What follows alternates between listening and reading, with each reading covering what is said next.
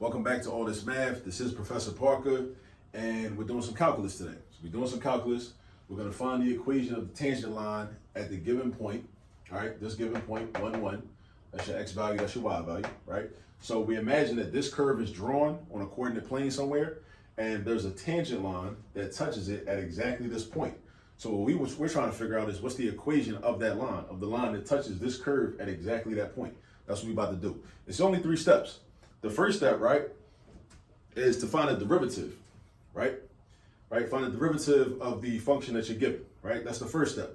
The second step is after you find a derivative, then you're going to take the x value from the point that you're given, the point where the line is going to touch the graph or be tangent to the graph at, and you're going to use that to find the slope of the line you're looking for. That's step 2. Step 3, you're going to take the slope that you just found plus the x and y values, and you're going to find the equation of the line. All right, so let's get to it. Let's find the tangent of, let's find a derivative. Let's find a derivative of this. So what I like to do, because this is a fraction, which means it's also a quotient, which means when we use the quotient rule, is I like to identify my numerator. I like to separate my numerator and denominator, right? So what I'm going to do is I'm going to call my numerator f. So f equals 3. I'm going to call my denominator g,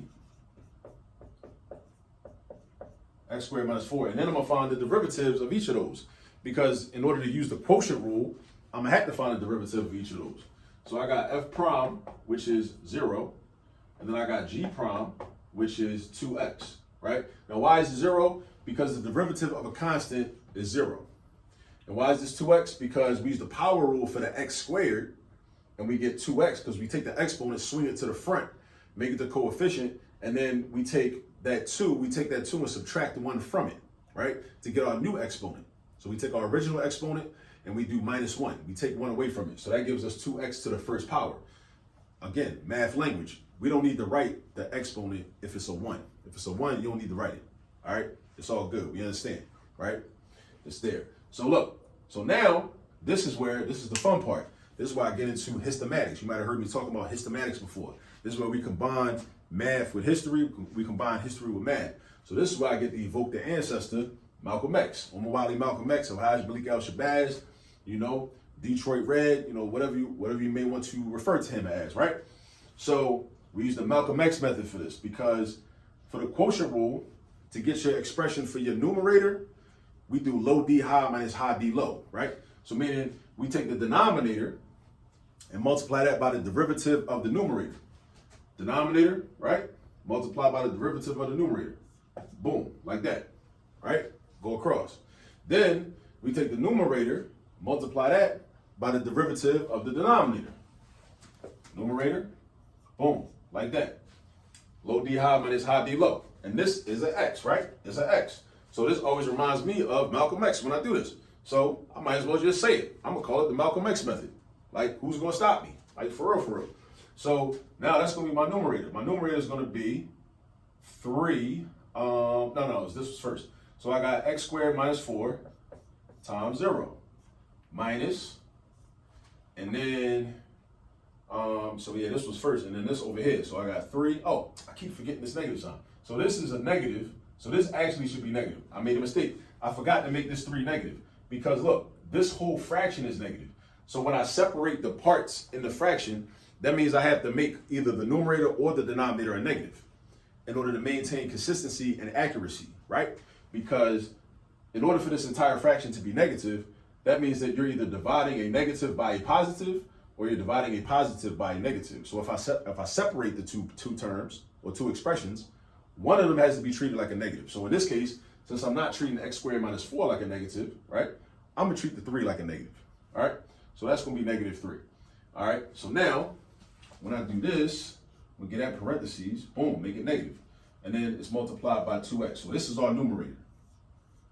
So again, we use the Malcolm X method to arrive at our numerator for our derivative, all right? Now, our denominator is just the denominator squared, or low squared. All right, so now we got x squared minus 4, parentheses, square it. All right, make sure you understand all that. Understand where all that came from. All right, now I'm trying to simplify this. What's x squared minus 4 times 0? 0. What's anything times 0? 0. So now we got negative 6x. So negative 3 times 6x. I'm sorry, I'm tripping. Negative 3 times 2x is negative 6x, right? But there's a minus sign, so that's a double negative. So negative 6x is positive 6x. So we got positive 6x divided by x squared minus 4 all squared, right? So that gives me, that's my y prime. That just means derivative, right? So now, that's my first step. My first step is completed. I've completed my first step, right? So now what I got to do is, I got to find the slope. Now this is how I find the slope. I take this derivative, and I take the x value from the point we were given, and I substitute it in wherever I see an x at. And that's going to give me my slope. All right, so I'm going to say this. I'm going to say m equals 6 times 1 divided by 1 squared minus 4 all squared. So look what I did. All I did was replace the x's with 1s. That's all I did, right? Now notice, 6x means 6 times x. Make sure we're clear on that, all right? 6 times x, it don't mean it's going to be 61. No, that's not what we're doing, all right? So, 6 times 1 is 6. What's 1 squared? 1 squared is 1. That's 1 times 1. It's not 1 times 2. It's 1 times 1. What's 1 minus 4? Negative 3. What's negative 3 squared? Positive 9. So we got 6/9, which is equal to 2/3. Always simplify your fractions. Always simplify your fractions. You know what I'm saying? Always simplify your fractions. All right, so we got 2/3. That's step 2. So step 1 is done. Step 2 is done. Now it's time to bring it home. Write your equation.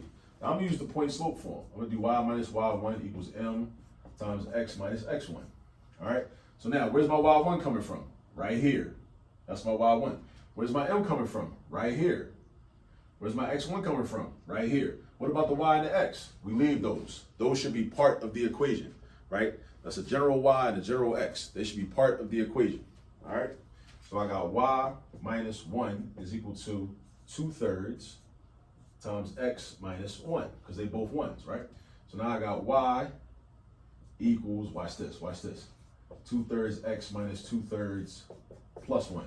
Make sure you understand everything I just did. In any math problem, make sure you understand every step, where every number went, where every number moved, where it left from, where it went to, all that. So what happened to the negative 1? Boom, swung him over here. Now it's a plus 1. Switch the side, change the sign. Switch the side, change the sign. It's the same thing as doing plus 1 on both sides. Addition property of equality. It's the same thing. It's just like a shortcut, right? Called transposing, right? So the negative 1 moved over here, okay, on the right side of the equation. What happened to the x? What happened to the negative 1? The 2/3 got distributed. 2/3 times x is 2/3 x. 2/3 times negative 1, negative 2/3. All right, now it's time to do the last step. Y equals 2/3 x plus 1/3. Where did 1/3 come from? Oh, negative 2/3 plus 1. Combining like terms. That's where the 1/3 came from. Combining like terms. You got to combine like terms, right? So this is our answer. Y equals 2/3 x plus 1/3. Y is equal to 2/3 x plus 1/3. All right. All right. So use this video as a guide.